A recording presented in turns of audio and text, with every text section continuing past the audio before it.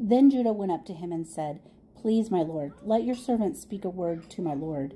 Do not be angry with your servant, though you are equal to Pharaoh himself. My lord asked his servant, Do you have a father or a brother? And we answered, We have an aged father, and there is a young son born to him in his old age.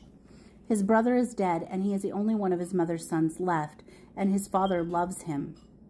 Then you said to your servants, Bring him down to me so I can see him for myself.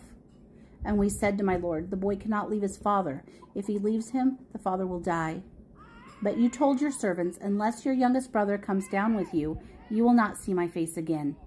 When we went back to your servant my father, we told him what my lord had said. Then our father said, Go back and buy a little more food. But we said, We cannot go down. Only if our youngest brother is with us, we will go. We cannot see the man's face unless our youngest brother is with us. Your servant my father said to us, You know that my wife bore me 2 sons. One of them went away from me, and I said, He has surely been torn to pieces, and I have not seen him since. If you take this one from me too, and harm comes to him, you will bring my gray head down to the grave in misery.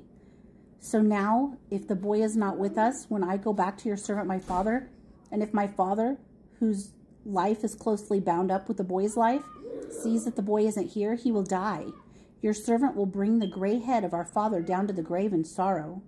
Your servant guaranteed the boy's safety to my father. I said, If I do not bring him back to you, I will bear the blame before you, my father, all my life. Now then, please let your servant remain here as my lord's slave in place of the boy. Let the boy return with his brothers. How can I go back to my father if the boy is not with me? No, do not let me see the misery of that would come upon my father.